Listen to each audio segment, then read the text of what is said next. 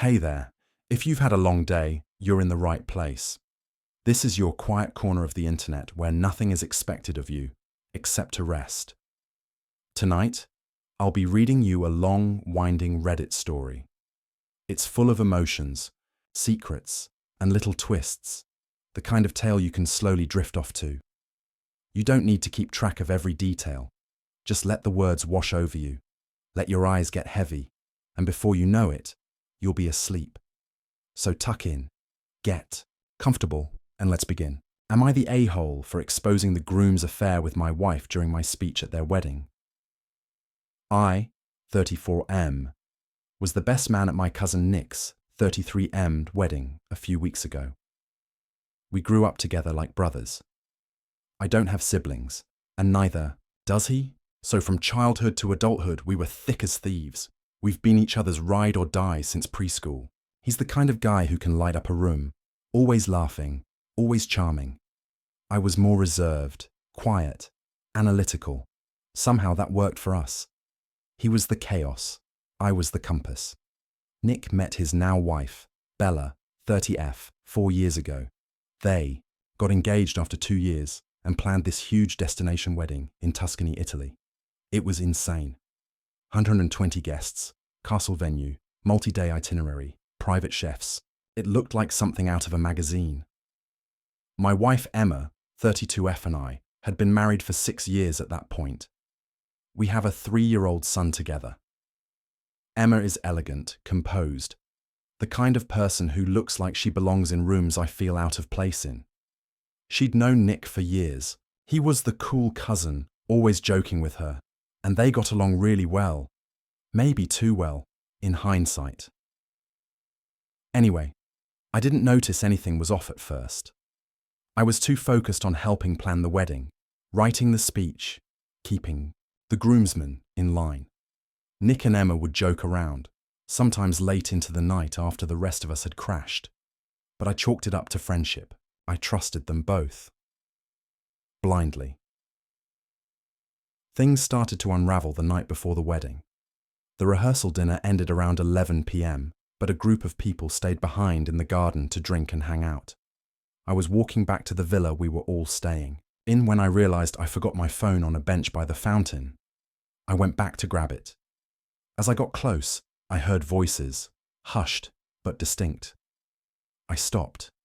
It was Emma and Nick. I don't remember every word, but I'll never forget the tone. Desperate, intimate, familiar. I heard her say, "You know this doesn't feel real without you." And then, clear as day, Nick said, "After tomorrow, it has to stop. This has to be the end." My stomach dropped. I backed away slowly, not even knowing what I was doing. I didn't confront them right then.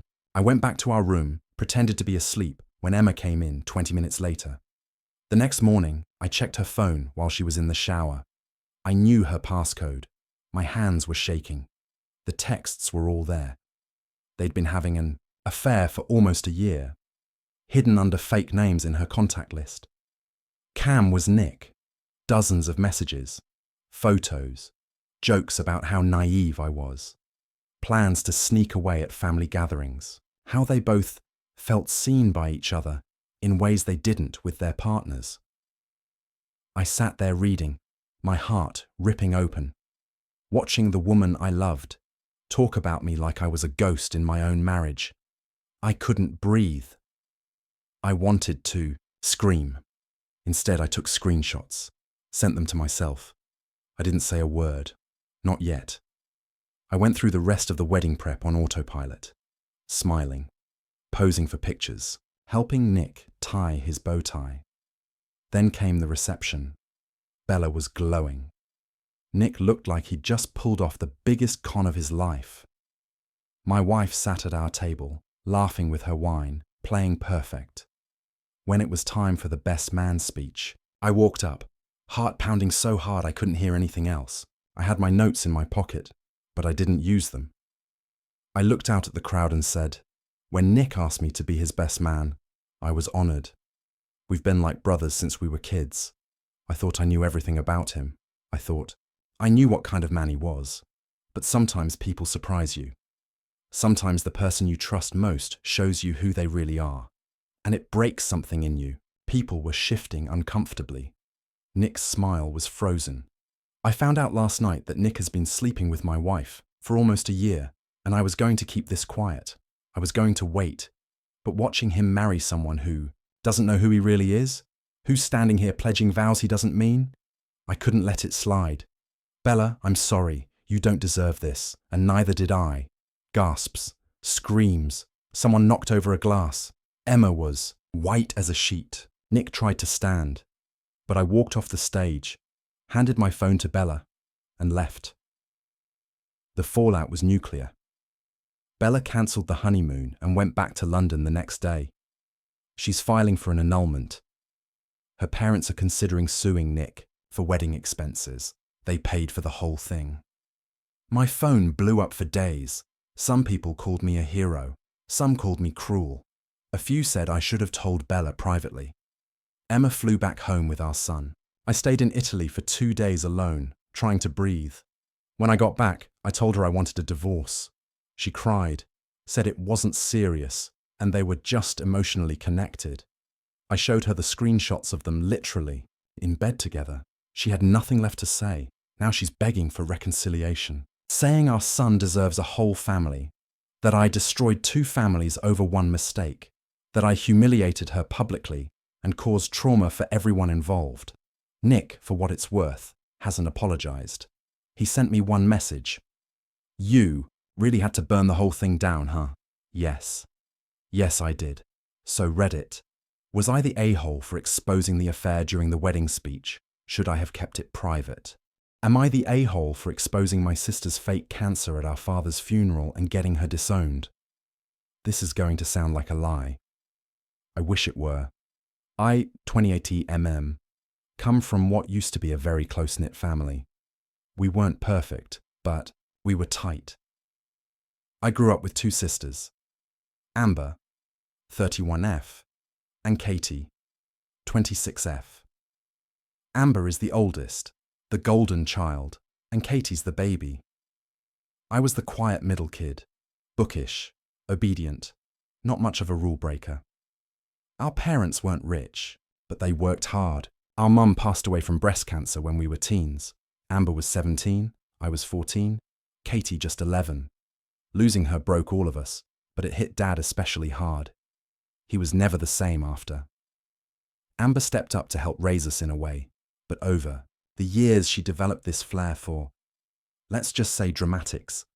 She always had to be the center of attention, always the victim or the hero depending on the day. She bounced between jobs, boyfriends, apartments, sometimes crashing at our dad's place for months at a time. Still, he adored her. We all did, until we couldn't anymore. 2 years ago, Amber dropped a bomb on the family. She had cancer. Ovarian. Stage 3. We were devastated. Dad took out part of his retirement to pay for her treatment, since she said her insurance was garbage. I chipped in what I could. Katie did too. Friends of Amber's started a GoFundMe, which raised over $60,000. She shaved her head, posted heartbreaking updates on Facebook. She made TikToks. She even started a podcast about her cancer journey that went semi-viral. We were heartbroken and rallied around her. I drove her to what I thought were chemo appointments when her car was in the shop. Dad paid her rent for a year. She moved back into his house after a few rounds of chemo made her too weak to live alone. We cried together.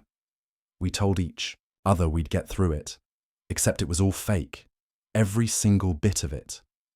I wish I could tell you I figured it out quickly, but it took over a year. What tipped me off was one random Sunday when I had stopped by Dad's house to drop off groceries. Amber was there, alone, dancing in the kitchen. Full makeup, wine glass in hand, music blasting. Her wig was off, and her actual hair was long. That floored me, because she told us just a week earlier that she had started a new, stronger chemo that made her violently ill and completely bald.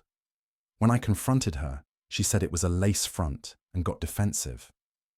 Something in my gut told me to dig. I started asking questions at the clinic she claimed to go to.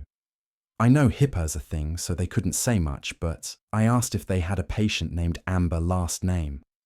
The receptionist looked confused, said they'd never had a patient by that name. She didn't even try to pretend.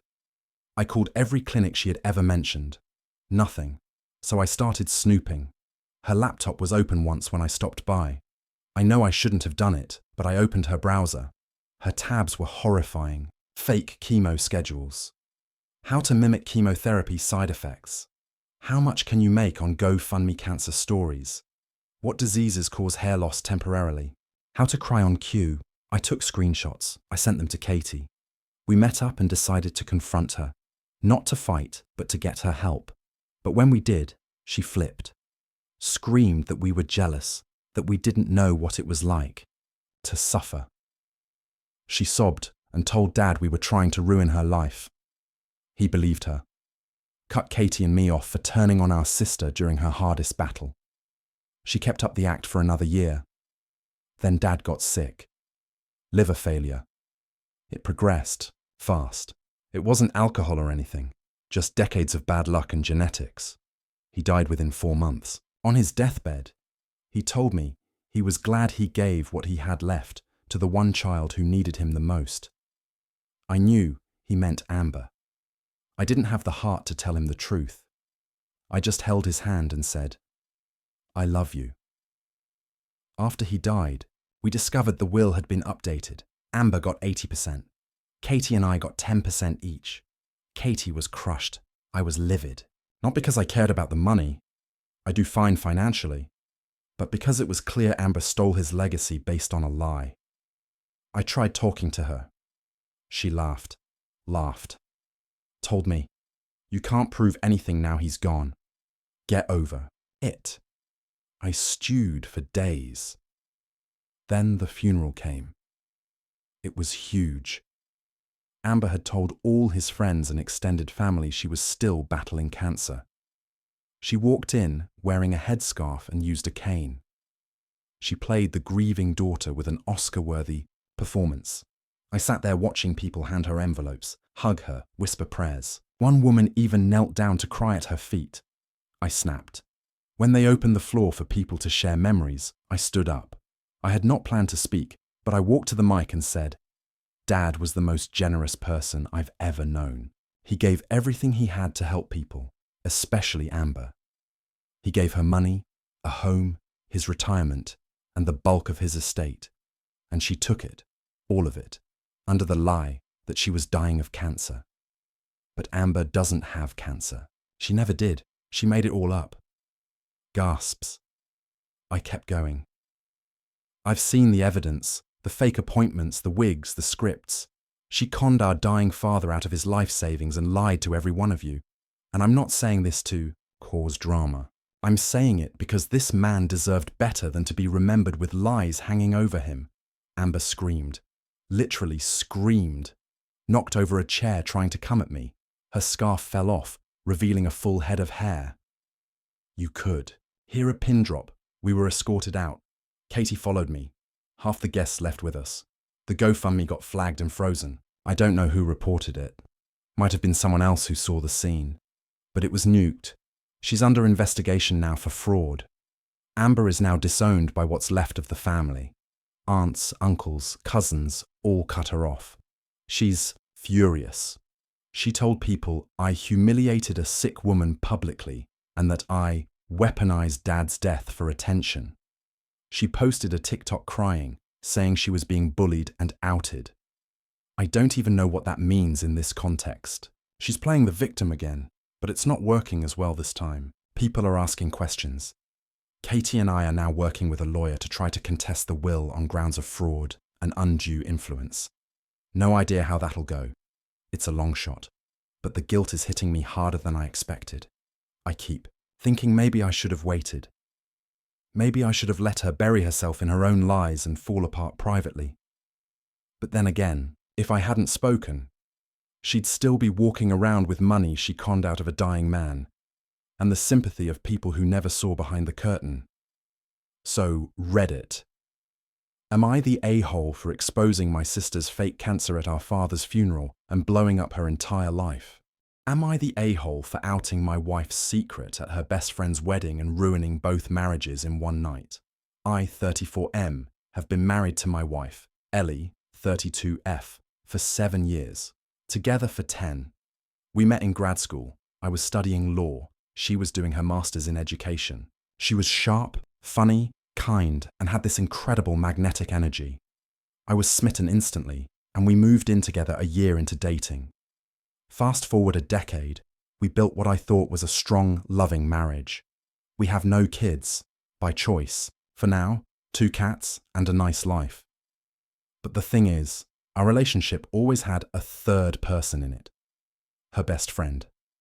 Amanda, 33F, has been Ellie's best friend since high school. They did everything together.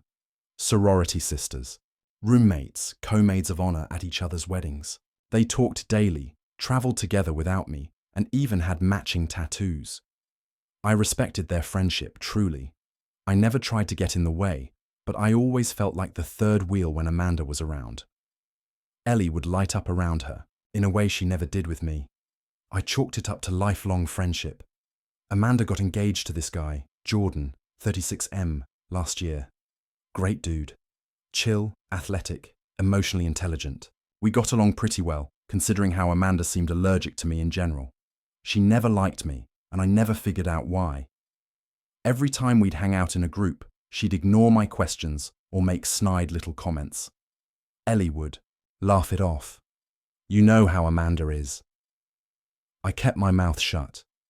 Now, Amanda and Jordan set their wedding for this past spring. Big vineyard venue.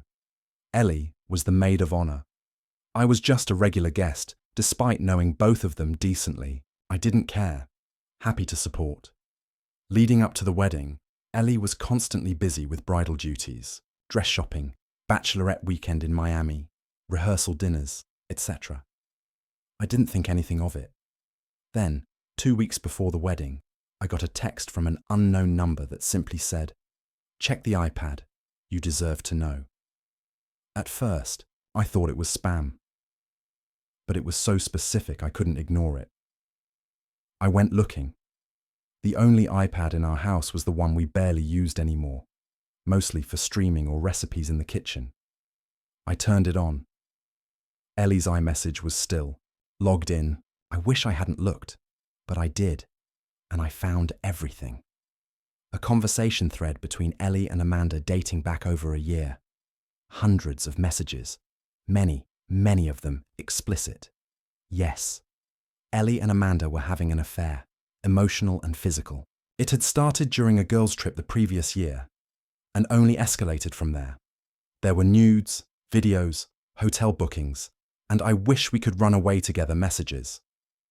Amanda admitted she was only marrying Jordan for appearances, and Ellie said she was trapped in a hetero life she didn't want anymore.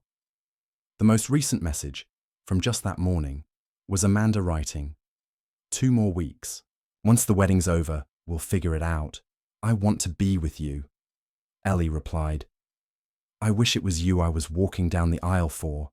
I was numb, then angry, then sick. I couldn't sleep for days. I debated confronting Ellie or Jordan, or both. I thought about just leaving, ghosting her, going to a lawyer. But the wedding kept approaching. Something in me needed to see it all fall apart with my own eyes, to confront the truth.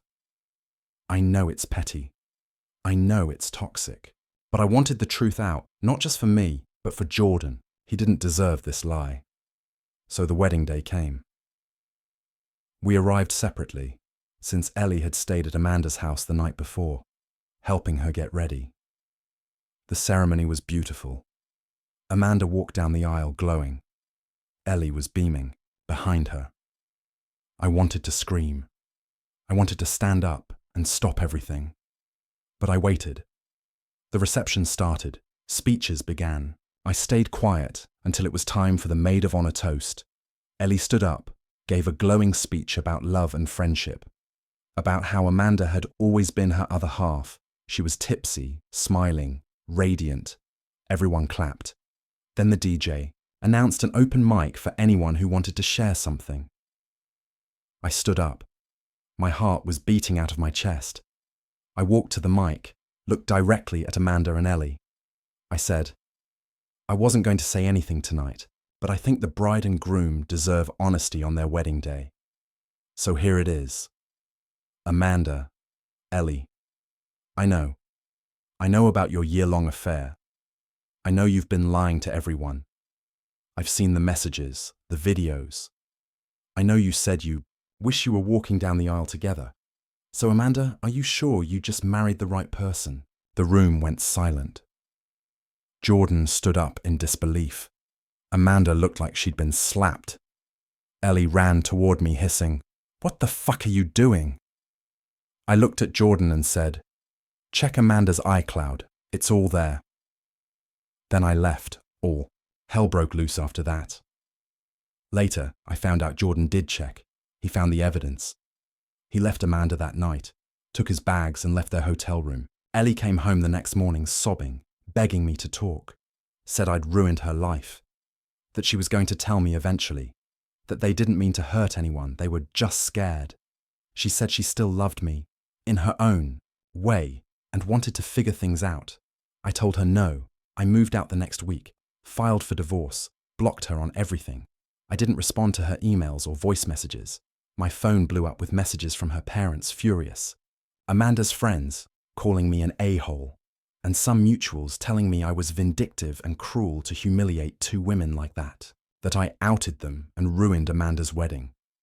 Jordan, however, reached out and thanked me, said he felt like a fool, but at least he knew the truth. Now, months later, I've rebuilt a lot. I have my own place, therapy, some peace. But I still wonder, was I the a-hole for exposing their secret at the wedding? Was there a better way? I could have done it privately. I could have ghosted. But I wanted the truth out, and it was. So Reddit, tell me, am I the a-hole? Am I the a-hole for refusing to share my grandmother's inheritance with my siblings after discovering a dark family secret she kept hidden from everyone? I, 29F, was always close to my grandmother. Let's call her Helen. She was my dad's mom. And from the time I was a kid, she doted on me in a way that sometimes made my siblings jealous. I'm the oldest of three. My sister, Kelsey, 27F, and brother, Brandon, 25M. And we all grew up seeing Grandma Helen every Sunday like clockwork. She'd cook, tell stories from the old days, and slip me $20 bills just because you're my little lady. Now, I'm not blind. I knew I was the favorite. Helen would come to my dance recitals but skip Brandon's basketball games, or call me just to chat, but never seemed to care much about Kelsey's nursing school. She was never mean to them, just distant. I always figured it was because I was the first grandchild, or that I reminded her of my late aunt who died young, or maybe just a personality match. I won't lie. I loved being her favorite. When I moved to another city for work, we still talked every week. When I came home for holidays, she'd hug me first and the longest. Helen passed away earlier this year. She was 87, and her health had declined sharply the last 2 years. Dementia, mobility issues, lots of falls. But she held on with this stubborn pride, insisting on living alone until the last 6 months when she finally agreed to a care facility. My dad and I visited constantly. My siblings not so much. They claimed they were busy, but I knew they just didn't feel close to her. Can't say I blamed them. Like I said, she didn't make much effort toward them. When she died, the funeral was small but emotional. I gave a eulogy. Kelsey rolled her eyes. Brandon cried. My dad was stoic, but clearly shaken. A week after the funeral, we were called in for the reading of the will. That's where everything detonated. Helen left everything, and I mean everything, to me. Her house, paid off, in a rapidly gentrifying area, estimated at $800K. Her savings, about $200K. Her antique jewelry, a small trust fund, even a few stocks and bonds. Every last asset was left in my name. Not a dime to Kelsey or Brandon, not even a token heirloom. My dad was stunned, but he didn't seem angry. more like he expected something weird and was just resigned to it. Kelsey exploded. She called it a scam, said I must have manipulated Grandma into changing the will. Brandon was quieter, but I could tell he was furious. He asked if I would split the money evenly, like any decent person would. I said I needed time to think. I wasn't going to make a major financial decision at a funeral follow-up. Here's where things get messier. That night, I was going through Grandma's files. The lawyer had given me a box of personal letters and documents she wanted me to have. At the bottom was a handwritten letter in a sealed envelope marked, "To be opened after my death, only by my name." I opened it. It was a confession. Helen wrote that when my mum, who passed away when I was 10, was pregnant with me, there was uncertainty about who the father was. My mum had been briefly involved with another man before marrying my dad. She thought the timing meant I was probably his, but apparently Helen had her doubts. She did a secret DNA test when I was 6 months old, one of those now obsolete methods, and confirmed that my dad wasn't my biological father. I was the product of an affair. Helen never told anyone. Not my dad, not my mum, not me. She wrote that she kept the secret because she didn't want to destroy her son emotionally.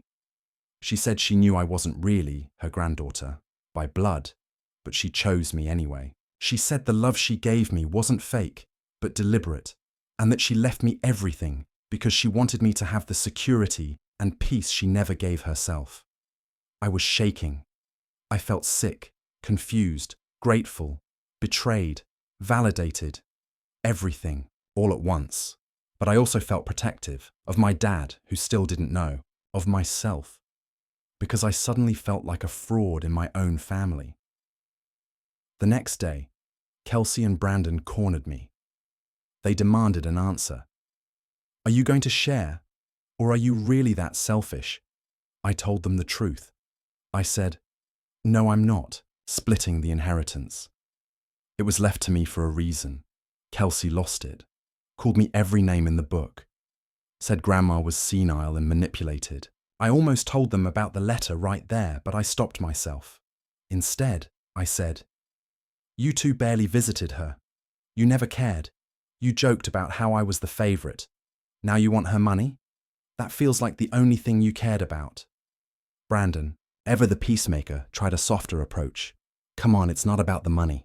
It's about fairness. You're our sister. I couldn't help myself. I said, am I? He looked confused. What? I said, nothing. Just think about what you're really mad about. That you weren't left anything, or that you weren't really part of her life. They left furious. That was 4 months ago. Since then, I've been painted as the villain of the family. Kelsey blocked me on everything. Brandon texts me guilt-trippy stuff every few weeks like, still hope you do the right thing. My dad, he's quiet. He hasn't said much. I haven't told him about the letter. I don't know if I ever will. And here's the thing. I haven't touched the money, not a cent.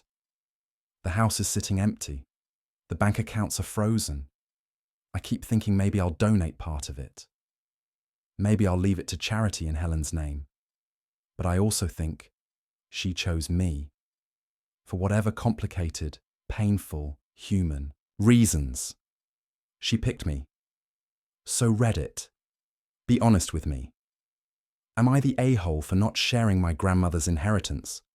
Especially after discovering I'm not biologically related to her family at all. Am I the a-hole for telling everyone at my father's funeral that I'm not really his daughter? After keeping it secret for 27 years, I, 27F, recently detonated a truth bomb at my father's funeral. And now I'm being called ungrateful, disrespectful, cruel, and not really family. Others, mainly friends of mine, say I was brave. But I didn't do it to be brave. I did it because I was tired of lying. I did it because I was angry. I did it because my whole identity has been held hostage by a family secret since the day I was born. Let me start at the beginning. My mum, now 58F, had me when she was 30. She was married to my dad, Michael, who passed away last month at 61, a quiet, practical man who worked in IT and had the emotional range of a coffee mug. My parents were never affectionate with each other. Growing up, I didn't question it. Not all parents are cuddly. I assumed it was just their dynamic. But there were always things that didn't make sense. For one, I didn't look like anyone in my family. I have dark, curly hair, olive skin, and very Mediterranean features. My mum is Irish pale with red hair and blue eyes. Michael was blonde, tall, and Scandinavian looking. My younger brother, Eric, 25 is a carbon copy of him. I always felt like the odd one out. And when I'd joke about it, my mum would get weird and brush it off. I also never really felt close to Michael. He provided. He was never cruel. But he never really connected. He never took interest in me beyond, how are your grades? He would talk to Eric about video games, sports, engineering, things they had in common. With me, it was always polite distance. Still, I loved him. He was the only father I'd ever known. I worked hard to make him proud. I got scholarships, built a career in software design, and even took a job at his old company after college. He said he was proud, but it always felt like he was trying to convince himself. Now, here's the thing. When I was 22, I took a 23andMe test. Mostly for fun. I love genealogy. The results came back, and something was way off. My ancestry breakdown didn't match either parent. My mum's side was mostly Irish and English, but I was showing significant Southern Italian, Greek, and Middle Eastern roots. Confused, I checked the DNA relatives tab. No matches on Michael's side. None. In fact, I matched with a man in New Jersey who was listed as a 50% match. Very likely a parent. His name was Vincent S., now 57. I looked him up. Italian-American, artist, lives in a small beach town. I thought it was a mistake, but the resemblance was uncanny. He had the same eyes as me, the same nose, the same laugh. I found a video of him online and cried. It was like hearing myself. I confronted my mum. She broke down instantly. No denial, no gaslighting. She confessed that in the early days of her marriage to Michael, she'd had an affair. It was short. She had just found out that Michael had cheated on her, once, supposedly, and was devastated. She went to an artist's retreat to clear her head and met Vincent. It was a fling, or so she thought. She found out she was pregnant a few months later. Michael knew. He knew I wasn't his, but they agreed to raise me as his anyway. And she swore he eventually grew to love me as his own. I didn't say anything to Michael. I didn't know how. I buried it. I stayed in touch with Vincent, who was stunned and emotional and very eager to talk. But I kept it all quiet. I wasn't ready to blow up my family. Fast forward 5 years. Michael got diagnosed with cancer, aggressive, pancreatic. He declined fast. In the final months, he started giving away possessions, getting his affairs in order. Still never said anything to me about what he knew. Still called me kiddo. Still acted distant and polite. But something in me started to break.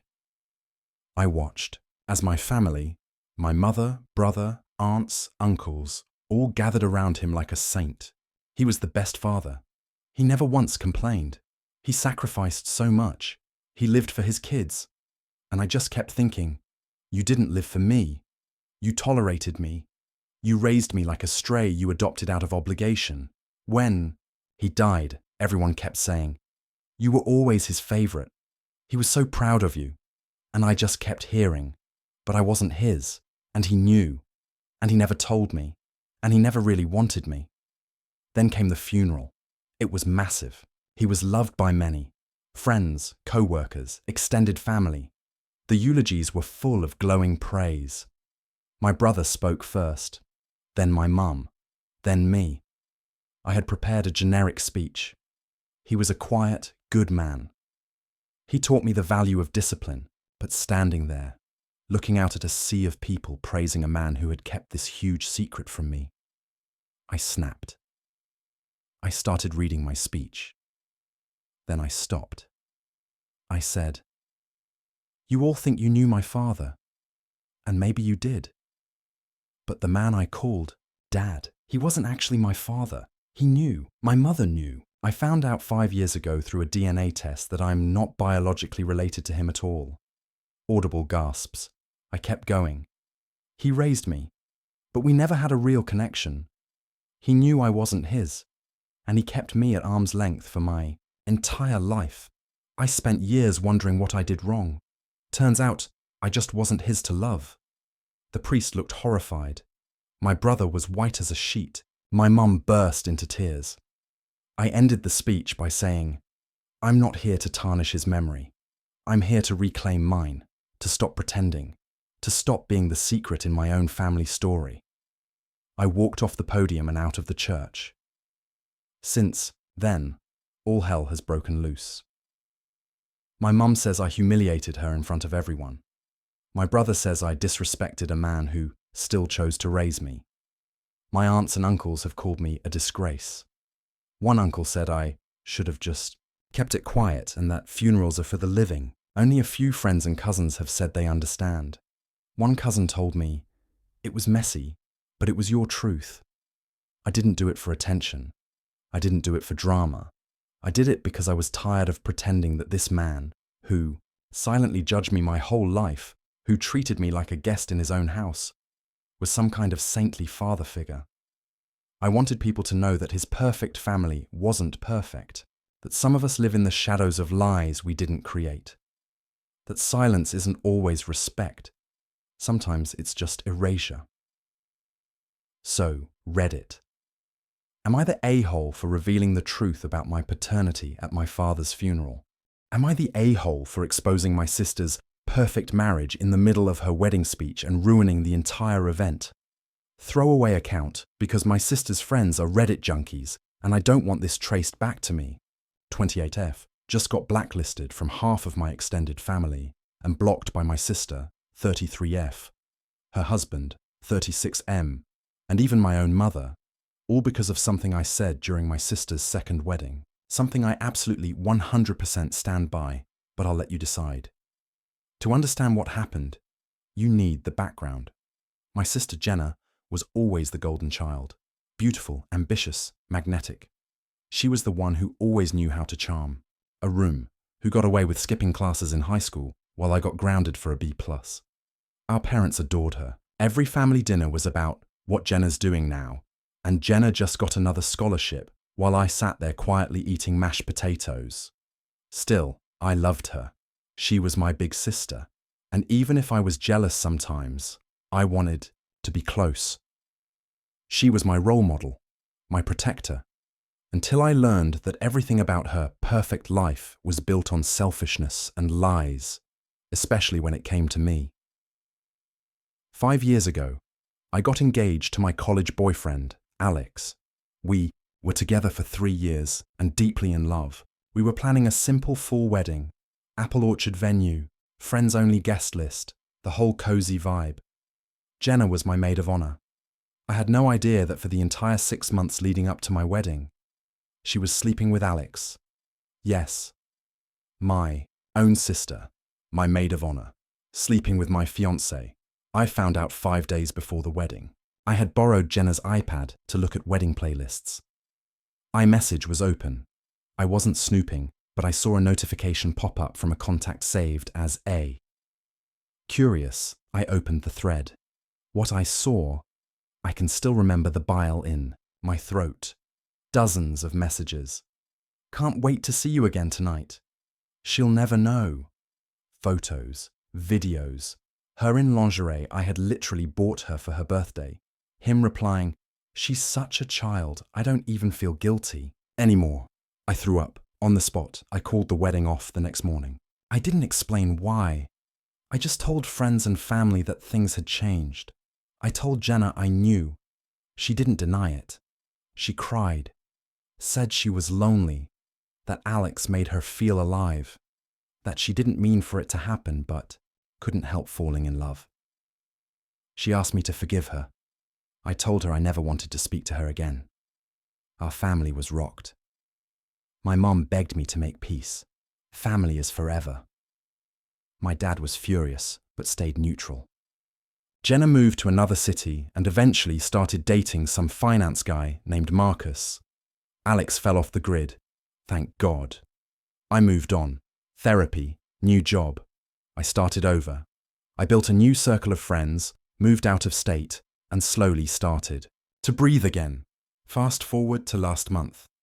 Jenna was getting remarried to Marcus. Apparently they'd been together for 3 years, and she was planning a huge wedding in the Hamptons. Of course, I was not invited. No surprise there. But then 3 weeks before the wedding, I got a call from Marcus's sister, Emily. Emily and I had met once years ago.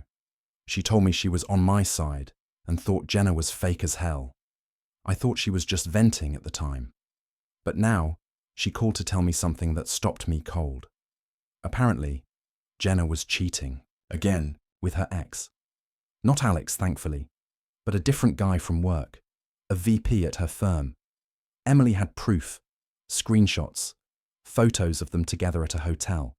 And this time, Jenna had told this man that she was only marrying Marcus for his money, and that she'd divorce him after 2 years once her startup idea was funded. It was the exact same pattern: lies, cheating, manipulation. Emily said she was sick of watching Marcus get used, but she knew that if she spoke up, Jenna would paint her as jealous and unstable. She asked if I wanted to help expose her. At first, I said no. I wanted nothing to do with Jenna. I had spent years healing, and I wasn't going to rip that scar open again. But then, I thought about it, about how she had ruined my life once, about how she stood in front of me, holding my hand as I planned a wedding. She was actively sabotaging, and now she was doing the exact same thing to someone else. Another good man, another blind victim. Something in me snapped. So yes, I agreed. Here's what happened. I showed up to the wedding uninvited. I wore a sleek black dress, like I was attending a funeral. Jenna was visibly shocked when she saw me walking into the reception hall, but she was surrounded by people and couldn't make a scene. I played it cool. I smiled. I chatted with Emily and a few others. People assumed I was just the estranged sister finally making peace. Then the toast began. Jenna went first.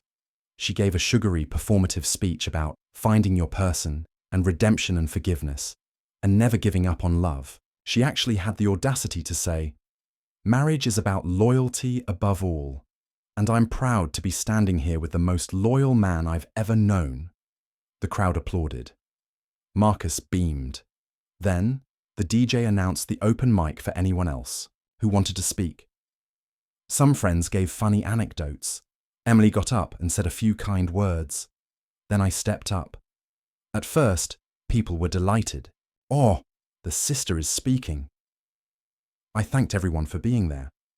I said I hadn't planned to say anything, but Jenna's words had moved me. I said, "It's not every day you see someone get a second chance at love, especially when they've destroyed the first one." A few people laughed awkwardly. I continued, "It takes a very specific kind of person to betray their own blood, to smile in your face while stabbing you in the back, to rehearse wedding vows with you while sleeping with your fiancé, and then, years later, to do it again, to a different man, to walk down the aisle in a white dress while sneaking into hotel rooms behind his back." You could hear a pin drop. Jenna stood up and shouted my name. I pulled out my phone and said, "If anyone would like to see the proof, I've got the messages, the photos, the receipts. And no, this isn't old news. This isn't about me. This is about Marcus. Who deserves to know that his beautiful bride told her secret boyfriend she'd bleed him dry in 2 years? Chaos." Jenna screamed. Marcus stood frozen. Emily nodded, stone-faced. Some guests rushed toward me, telling me to stop. Others looked horrified. A few clapped. Yes, actually clapped. Jenna lunged at me, tried to grab my phone. Security got involved. Marcus took the Phone from me and walked out of the room. I left. I sat in my car and shook for an hour. Then Emily called. She said Marcus had left, that he took all the evidence and disappeared, that the wedding was essentially over. Jenna had collapsed in tears, screaming that I had ruined her life. Since then, I've been blocked by Jenna and our mom. My mom texted me before blocking me. I will never forgive you for this. She deserved her day. I told her Jenna didn't deserve anything, not after what she did to me, and now to Marcus. Some friends say I did the right thing. Others say I should have let it go. That revenge isn't worth it. That I looked unhinged. So you tell me, am I the a-hole for blowing up my sister's wedding and exposing her for cheating again? Or did she have it coming? Am I the a-hole for secretly rewriting my will to exclude my son and giving everything to my daughter instead and letting him find out at the reading? I'm a 58-year-old father of two. My son Luke, 34M, and my daughter Marissa, 31F. Their mother, my late wife Helen, passed away from breast cancer when they were 12 and 9, respectively. That was the year everything changed, and I've been trying to hold this family together ever since. But after what happened recently, and the years that led up to it, I think I finally gave up. Now, I'm the villain in my son's eyes, and honestly, I'm starting to wonder if he's right. Here's the backstory. Helen was the love of my life, smart, graceful, strong-willed. She held everything together. After her diagnosis, she spent the final months organizing our lives like she was building a time capsule. Letters, video messages, future birthday cards for the kids. She knew she wouldn't live to see them grow up. One of the last things she did was write a letter to each of them, meant to be opened on their 18th birthdays. They were full of love, hope, and reminders of the kind of people she wished they'd become. Luke was never the same after we lost her. I understood. He was just a boy, and he grieved in the only way he knew how, by becoming angry, reckless, and detached. He got into fights at school, picked on his sister, refused therapy. I tried everything: private counseling, family sessions, support groups. He'd storm out of rooms, slam doors, scream that it wasn't fair. I gave him space. I tried being firm, tried being gentle. Nothing worked. I told myself, he's in pain. Let him grow out of it. But he didn't grow out of it. He grew into it. Marissa, on the other hand, was quiet. She carried grief like a shadow, always close but never loud. She stayed by my side. She got good grades, helped with dinner, looked after Luke, even when he didn't deserve it. She got into college on her own merit and worked 2 jobs while attending. She never asked for help, but she never turned it away either. Luke barely made it through high school. He got arrested twice in his early 20s, once for drunk driving, once for assaulting a bouncer. I bailed him out both times. I paid for rehab once when his drinking spiraled. I paid his rent more times than I can count. Every time he'd say, "This is the last time, Dad." It never was. Meanwhile, Marissa got married to a man named Eli, a calm, thoughtful person who reminded me of myself when I was younger. They bought a modest home and had their first child, a daughter named Ellie, 2 years ago. I adore that little girl. The real breaking point came 2 years ago. My health took a hit. I was diagnosed with a heart condition that, while manageable, forced me to start thinking seriously about the future, about my estate, my house, my savings, my small but meaningful collection of investments and art that Helen and I curated during our life together. At the time, my will was split evenly, 50-50 to Luke and Marissa. It was what Helen and I had agreed on long ago, but things changed. Luke came to me asking for a $25,000 loan. He wanted to finally start a real business, some cryptocurrency NFT platform that frankly made 0 sense. I said no. He got angry, said I always favor Marissa, that I never believed in him. I told him I'd supported him for years, but I wasn't going to fund scams. He didn't speak to me for 3 months. Marissa came by every week, checked on my blood pressure, brought groceries, fixed the leaky kitchen faucet herself when I couldn't afford a plumber that month. She didn't know about the will. She didn't ask for anything. Last year, after another fight with Luke, this time about selling my late wife's piano without asking, I made a decision. I changed my will. I left everything to Marissa. Every cent of my estate. The house, the savings, the artwork, even the letters Helen had written to the kids. I left Luke a single item. The watch my father gave me when I turned 21, a family heirloom. But nothing else. I didn't tell either of them. I figured if I was gone, I wouldn't be around for the fallout. Maybe it was cowardly, but I felt at peace with it. Marissa had earned it. Luke had squandered every opportunity I gave him. I told myself this wasn't punishment, it was realism. Then, last month, I had a heart attack. I survived. Barely. While I was unconscious for 2 days, the hospital contacted both my kids. Luke flew in first. Marissa arrived a few hours later with her husband and daughter. Luke, who hadn't spoken to me in months, acted like the loving son in front of the doctors. He even gave a speech to the nurses about how close we were. Marissa stayed quiet, dignified. After I stabilized and came home, my lawyer, without my prompting, called both of them in for a will update meeting. Standard protocol after a major health event. He didn't know I hadn't told them about the changes. I wasn't planning on dying, but I let it happen. I let them hear it. The room went ice cold when the lawyer read it aloud. All estate assets are to be transferred to Marissa Johnson. Luke was silent for 5 seconds. Then he laughed, a short, bitter, disbelieving laugh. He turned to me and said, "You're joking. Tell me this is some test. Tell me you're screwing with me." I said nothing. He stood up. "You know what? Of course it's her. You've always picked her, the good little girl, the one who kissed your ass and called you every weekend. She's your favorite. This is what you do to your son." Marissa tried to speak. He told her to shut up. He looked at me like he wanted to hit me, then stormed out. "It's been 3 weeks. He's sent me 10 voicemails. The first few were angry. The last few were heartbreakingly sad. He said I'd abandoned him, that I never loved him, that he knew Mom wouldn't have wanted this, that he's going to contest the will, that I've turned my back on blood. Marissa has tried to be neutral. She said she's honored, but also confused. Said she would have split it with him. Anyway, that maybe I should reconsider, but I won't. I've done enough. I've poured money into Luke's life. I've begged him to grow up. He's 34. He still drinks too much. Still blames everyone else. Still thinks love is measured in how much you tolerate abuse.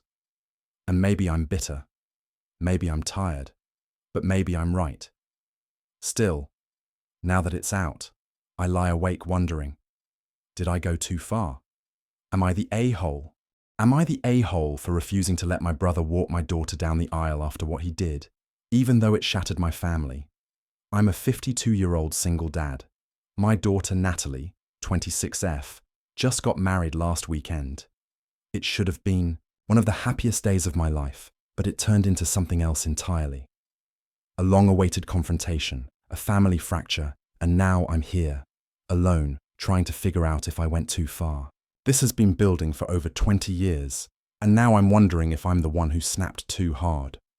To start, I should explain. I raised Natalie on my own. Her mom, Alison, died of an aneurysm when Natalie was 5. One moment she was brushing her hair in the mirror, humming some song by the Eagles, and the next, she was collapsed on the bathroom floor. It was sudden, brutal, and permanently shattered whatever stability we had. I remember cradling Natalie in my lap at the funeral, while she kept whispering, "Mommy's just asleep."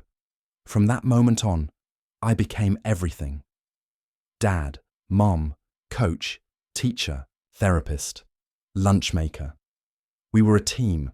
I didn't date seriously again, a few flings here and there, but no one ever fit. My world became work, and Natalie. I don't regret that. She turned out to be the most compassionate, funny, driven person I've ever met. Now the problem, or more accurately, the poison, in our family is my younger brother, Jake, 49M. Jake and I were close as kids. He was charming, reckless, and always knew how to talk his way out of trouble. I was the rule follower. Our parents treated him like he was made of glass, partly because he struggled with depression and substance use in his early 20s. I don't want to minimize that. I know addiction is real. But even after rehab and recovery, Jake still carried this arrogance, this sense that he could do whatever he wanted, and people would forgive him because of what he'd been through. The fracture happened 18 years ago, when Natalie was 8. Back then, Jake had a business idea, some startup that involved selling outdoor equipment through an exclusive subscription box model. He was hyped, said it was going to be the next big thing. At the time, I was working overtime shifts as a mechanic to keep the mortgage paid and Natalie's school covered. Jake asked me to invest. I didn't have much saved, but I trusted him. I gave him $47,000, everything, from Allison's life insurance that I hadn't yet used for Natalie's college fund. He said he'd double it in 2 years. I was hesitant, but he played on my heart, said this was his second chance, that I'd be part of building something meaningful. I believed him. I wanted to believe in him. 6 months later, the business tanked. But it wasn't just a failure. It was fraud. Jake had been gambling. There was no real inventory. The website was a shell. The partners he bragged about never existed. He'd used my money to pay off bookies and buy a condo in Costa Rica, which he lost within the year. I tried to confront him. He dodged me. Our parents, God rest them, defended him. Jake's fragile. Don't yell. He needs support, not punishment. I told them I needed the money back. My dad told me to stop acting materialistic. That was the day I went low contact. I didn't cut them off completely, but I stopped attending holidays, stopped inviting Jake around Natalie. I explained to her in simple terms, Uncle Jake made a mistake, and until he takes responsibility, we need space. She didn't understand at first, but as she got older and started asking questions, she pieced it together. Jake never apologized. Not once, not in person, not in writing, not even when our dad died in 2012 and I flew back for the funeral. He showed up wearing sunglasses inside, made a toast about living life your own way, and then asked me if I had any side jobs going because he was in a pinch. I wanted to punch him. Natalie and I never really spoke about Jake deeply. She was always careful, respectful of the rift, but curious. As she got older, she asked more questions. I told her the truth. She asked me once when she was 19, if he apologized and paid you back, would you forgive him? And I said, I'd consider it, but he never will. Fast forward to 2 years ago. Natalie got engaged to her longtime boyfriend, Jamie. Wonderful guy. Smart, kind, emotionally mature. They met in college, both studied environmental science, and even started a non-profit together cleaning up riverbanks and wetlands. I couldn't be happier. I was thrilled when she asked me to walk her down the aisle. A month later, she tells me, very carefully, that she's been in contact with Jake. Apparently, he reached out to her via LinkedIn of all places. He saw a photo of her and Jamie from an alumni page and messaged her saying, "You've grown into such a beautiful woman. I'm sorry I haven't been there." Natalie said she was cautious but curious. They exchanged a few messages. Eventually, they met for coffee. Then, more regularly. Then she invited him to a group dinner with Jamie. She said she wasn't trying to go behind my back. She just didn't want to upset me. I was livid. Not at her. At him. He had found a way in, not through apology or accountability, but by charming the one person in my life I'd protected from him. When I told her how deeply it hurt me, she cried. She said she understood. But she also said something that stuck with me. "He's my uncle, Dad. I just wanted to know who he is. I'm not saying you're wrong. I just wanted the full picture." I didn't push her. I backed off. I trusted her judgment. I told myself maybe Jake had changed. Maybe after 2 decades, he'd finally grown up. Then, 6 months before the wedding, Natalie drops a bombshell. Dad, I was wondering, I'd love it if you and Uncle Jake could walk me down the aisle. Like one on each side. You raised me and I love you, but he's family too. I felt like the air had been knocked out of my chest. I asked her, gently but firmly, why? Why would she even want that, knowing what he did? She said she wanted to honor where she came from, that Jake had been making efforts, going to therapy, being vulnerable, that she believed in forgiveness, that everyone deserves a second chance. I told her no. I told her I couldn't and wouldn't share that moment with him, that it wasn't about ego, it was about principle, that I had sacrificed everything to raise her, and I wouldn't pretend that Jake had been any part of that. I said, if you want him at the wedding, fine. If you want him to give a speech, I'll bite my tongue, but I will not split that walk. She looked devastated, said she wasn't trying to diminish me, that she thought it could be healing for the family. I said something I maybe shouldn't have.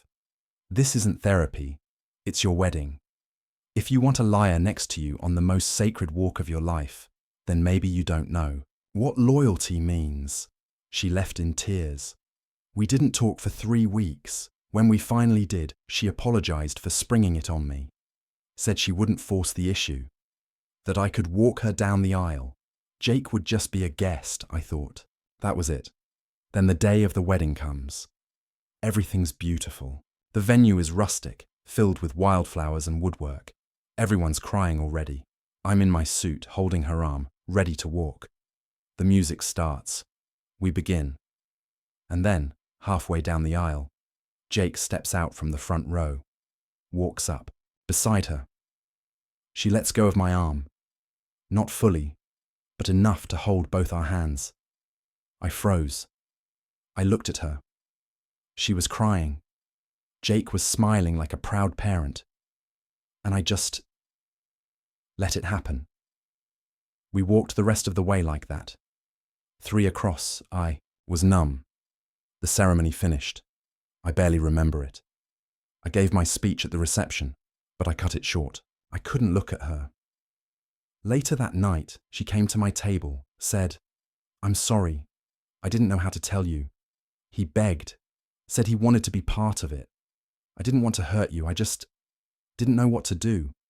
And I said, you made your choice. I hope it was worth it. I left before the cake. It's been 4 days. She's called. I haven't picked up. My sister says I'm being dramatic, that weddings are about the bride, that Natalie's heart was in the right place. Jake sent me a text that said, hope this means we can finally bury the hatchet. Love you, bro. I haven't responded. So, read it.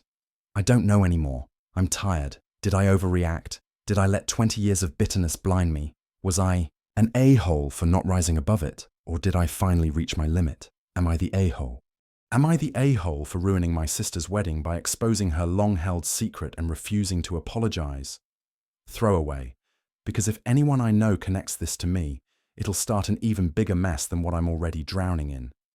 Also, fair warning, this is long, emotional, and ugly. I've bottled this up for years, and I guess I finally snapped. I'm 28F, have an older sister, Rachel, 31F. We grew up in what looked like a perfect suburban home. 2 successful parents, nice house, vacations, the works. But behind closed doors, there was always this toxic, invisible current that ran through everything. And most of it centered around Rachel. Rachel was the golden child. I don't mean she just got praised more. I mean nothing she did ever had consequences. She crashed our mum's car at 17. She was exploring her freedom. She got caught cheating in school. She's under too much pressure. She stole $500 from my dad's wallet once to buy designer shoes, and he apologized to her for not giving her enough spending money. Meanwhile, I got grounded for getting a B in calculus. I wish I were exaggerating. As kids, Rachel was manipulative, in ways that only became clear to me once I got older.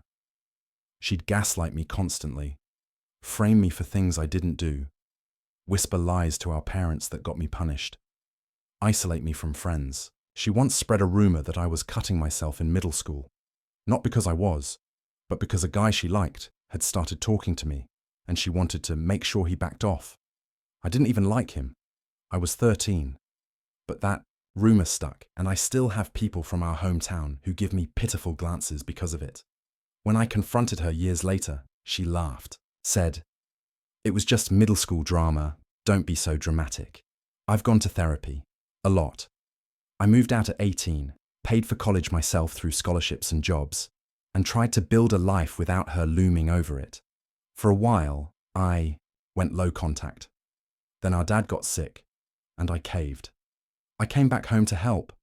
Of course, Rachel breezed in and out, made a few Instagram posts, cried on camera, then flew back to her influencer life in LA. Yes, she became one of those people.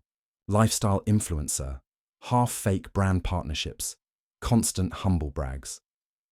After our dad passed, I stayed in town to support our mom, who was falling apart.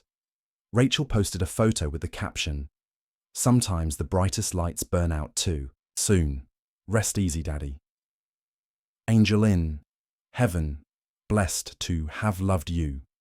The same day she ghosted the family Zoom call about funeral arrangements. But whatever.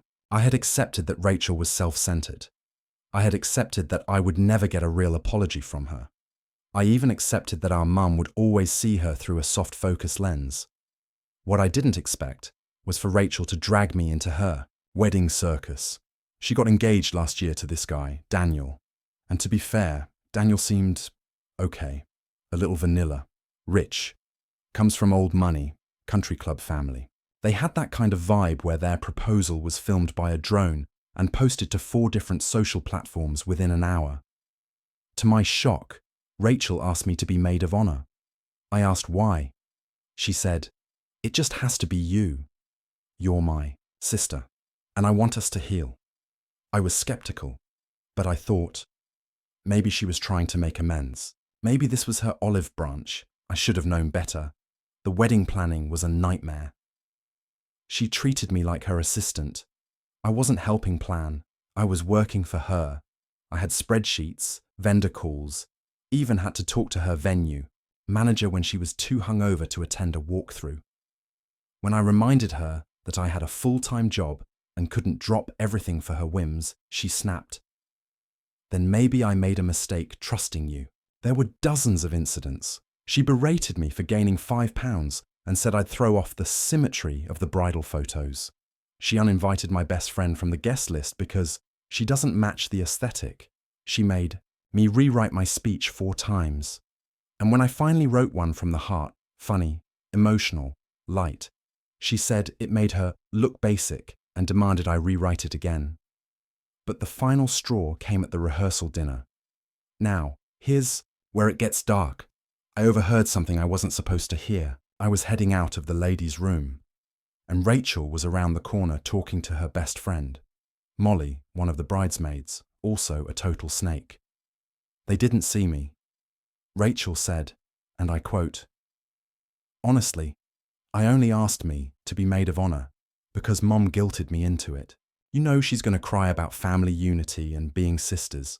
I figured if I let me think she mattered for once, maybe she'd shut up and stay in her lane. But the speech she gave me, cringe. She better not ad-lib. I swear, if she tries to make my wedding about her, I'll fucking lose it." I stood there frozen. They laughed and walked away. I didn't confront her that night. I went home, seethed, cried, screamed into my pillow. Then I made a decision. At the wedding, everything went off perfectly. Until the speeches. I walked up to the mic. I saw her smiling, holding Daniel's hand, smug as ever. And I gave my speech, not the one she approved. I started normally, thanked everyone for coming, talked about sisterhood. Then I said something like, "Being sisters is complicated.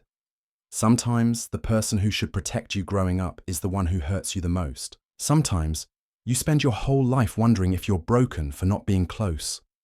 And then you realize that distance isn't a failure. It's a boundary." The room went still. I kept going. "Rachel, I hope this marriage gives you everything you've always wanted.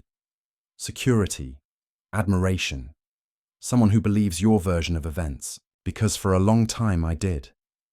I believed the best in you. I defended you. I tried to be what you needed. But I see you now. I finally do. And I won't pretend anymore. Dead silence. Her face was frozen.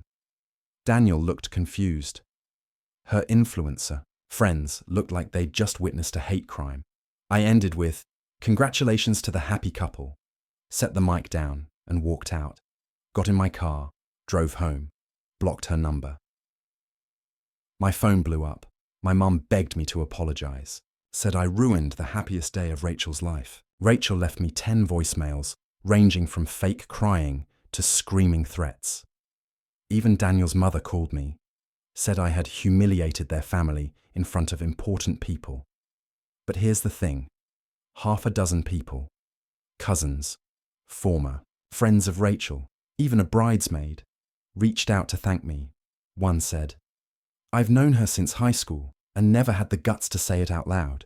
Another said she dropped Rachel as a friend years ago for the same reasons, but felt crazy until that speech. Still, I can't lie, I feel conflicted. I didn't have to do it at the wedding. I could have just gone no contact later. I could have confronted her privately. Maybe I did make her big day about me. So, Reddit, am I the a-hole? Am I the a-hole for refusing to hand over the family business to my brother after running it for 12 years while he lived his dream? Throwaway because I know some of my family browses Reddit. Also, this is going to be long. I've held this in for years. I, 34M, grew up in a family that owned a bakery. It wasn't a massive corporation or anything, just a modest corner shop our grandparents started and our parents took over. It was the kind of place everyone in our small town knew. My parents poured their entire lives into that business. They were up at 4 a.m. every day. Holidays didn't exist. Weekends were 12-hour shifts. But they loved it, and they expected my younger brother, 32M, let's call him Jake, and I to eventually take it over together. Thing is, even when we were teens, it was obvious Jake wanted nothing to do with it. He was the dreamer, always talking about music, travel, experiencing life. I was the one who quietly helped my mum in the back, learned how to fix the temperamental ovens, managed the books when I was in college. I didn't necessarily love baking, but I respected what our parents built. I saw it as something worth preserving, even if it meant I had to sacrifice a few dreams of my own. Our dad passed away unexpectedly when I was 22 and Jake was 20. It was devastating. He had a heart attack while working a night shift preparing for a town festival. After the funeral, my mum sat both of us down and told us she couldn't do it alone. She begged us to help. Jake refused outright, said he was already planning to go to Europe. He'd booked a one-way ticket, and "This place is a tomb, Mum." I still remember the way her face fell when he said that. So I stayed. I dropped out of grad school and came home full-time. For years, it was just me and Mom. I learned everything: supplier negotiations, payroll, baking, customer management. We modernized the menu, started offering online ordering, even began catering. Profits doubled over 5 years. I brought us into the black. Meanwhile, Jake was off backpacking, couch surfing, playing guitar on sidewalks in Spain, dating artists, in Berlin, chasing stints as a roadie or creative consultant, whatever that means. He rarely called, never visited unless it was Christmas. And even then, he'd usually show up late, drunk, and leave early. My mum never stopped babying him. She'd cry when he left. She'd defend his absence by saying, "He just needs to find himself." I resented it deeply but said nothing. 12 years passed. My mum developed early onset Alzheimer's. It started with her forgetting ingredient ratios and ended with her not recognizing me. I cared for her while running the bakery alone. Jake didn't come home even then, said he couldn't watch her deteriorate like that. I had to put her in a home. I paid for it entirely. I didn't tell Jake. What was the point? Last year, Mum passed away in her sleep. I handled the funeral, estate, everything. Jake showed up, cried loudly for attention, gave some speech about how free her spirit was. then flew back to Costa Rica with some girlfriend he'd known 2 weeks. After her death, I discovered her will hadn't been updated in over 15 years. She had split the business 50-50 between us. My lawyer told me I could contest it given everything.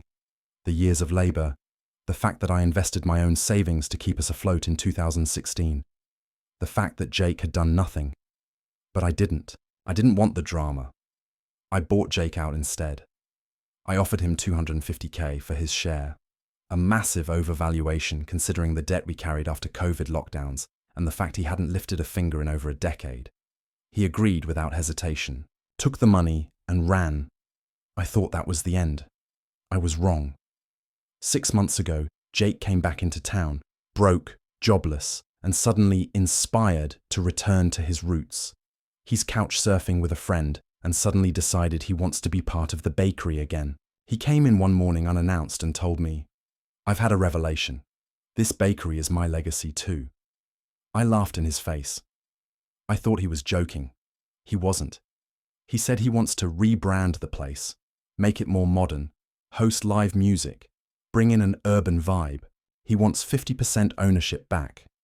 When I told him no, firmly, he got mad, said I was gatekeeping our family's heritage, that I was punishing him for needing to explore himself. He even brought up Mom and said she'd want us to share it, you know. I almost threw him out then and there. He's now turned our extended family against me. Aunts and uncles who never visited the bakery when it was struggling are suddenly posting vague crap on Facebook about greedy siblings forgetting what family means. Jake is telling everyone I stole the bakery from him, that I manipulated Mom, that I cashed him out when he was vulnerable. Some cousins believe him. One even told me I should do the right thing and restore balance. For the record, I have receipts. I paid him above market. I covered all business debts. I took care of Mum while he surfed in Bali. But I haven't gone public because I hate drama. I keep working 60 hours a week and trying to ignore it. But the thing is, part of me wonders, am I being too possessive? Is there some truth to what they say about me holding a grudge? I could technically give him a small role. I don't have to, but I could. But every time I picture him behind that counter, smiling at customers like he earned it, I want to scream, "So Reddit, am I the a-hole?"